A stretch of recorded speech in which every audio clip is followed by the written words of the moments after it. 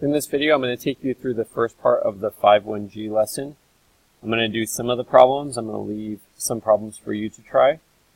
This is a review of exponents lesson, which means that if you have your foldable out, you're not going to be adding any new rules. And in this first page, we're going to be doing an error analysis. It says the following statements are incorrect. Explain in words the mistake made and rewrite the equations correctly. I prefer to resolve these first. So in order to re-simplify or solve these, we'll start with the left half, which is, in this case, x squared times x to the fourth. This is the first door of the foldable. We don't need to show this step, but it might be helpful in that even though it says multiply, we multiply with the same base, we actually add the exponents, keep the base the same, which means that our answer is x to the sixth. And then we will now describe the error if we look over the answer that was previously there, which was x to the eighth. So we'll put this person multiplied the exponents. You should add the exponents when multiplying with the same base. Feel free to pause this video to copy these down into your module. If I'm going too fast, I'm going to now do number 2. I'm going to skip around, but I'll do the first 2 or 3 in order. Number 2, again, we will start by recopying this, which has been simplified incorrect. A cubed times b squared times a to the fourth times b to the fifth. Which means that we will now look at, with the same base when multiplying, we're going to add our exponents. And with the same base when multiplying, we are going to add the exponents. Which means that our answer is a to the seventh, b to the seventh. Then we'll take a look at what the previous answer was. Previous answer was a 5 and a 9 exponent, which it appears that maybe this person tried to add these, but they added exponents that went with different bases. So this person added the exponents for different bases. You are supposed to add the exponents for the same bases. So we need to talk about the error that they made, if we can try to understand that, as well as what should be done. Let's go to the third one, number 3. Again, we'll start on the left half. This is a squared. I like to put these times dots times b to the fifth times a. Let's put this 1 here to the first times b cubed. Again, if this is going too fast, please pause the video to copy this down. Or if you first want to watch it and then copy it. Then, multiplying with the same base, 2 plus 1, and b to the 5 plus 3. We don't need to show this step. Oftentimes I didn't. But now that we have all the properties, maybe just to make sure we don't make an error in this error analysis, we get a cubed, b to the 8th. The answer that this person got was almost the same. The only difference, if we look at it, is they had an exponent 2 instead of 3. So this person forgot that there is a 1 with the a. Seems like maybe they overlooked that one, right? That's pretty easy to do.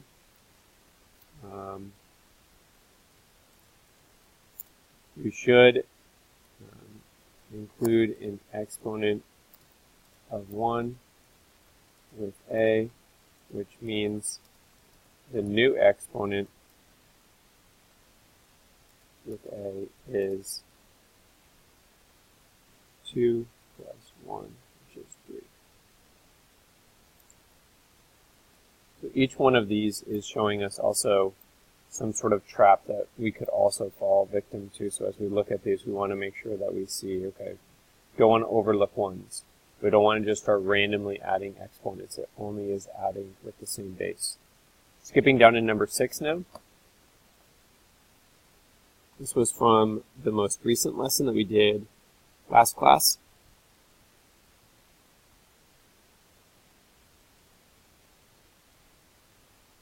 First step would be to distribute. There's a 1 there. So we're going to get 2. Now we're going to multiply exponents. 4 times 1 is 4. 4 times 3 is 12. And 4 times 5 is 20. What's left? These bases are not the same, so we can't do anything else here.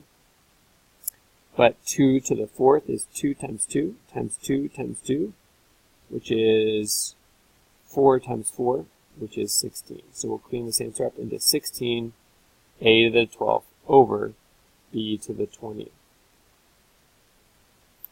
And we will describe this error.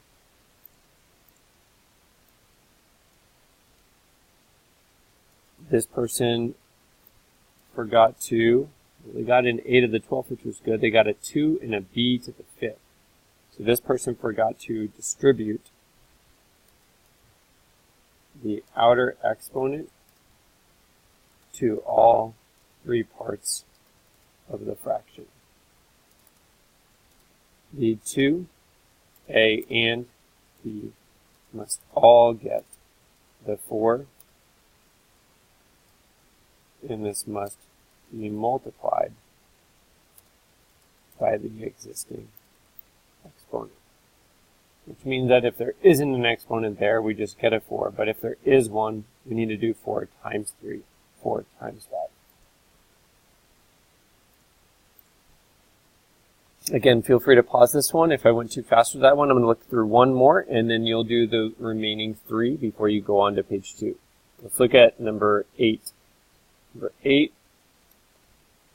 has a fraction, 12x to the 6th over y to the 3rd, or times y to the 3rd, over 2x squared y squared.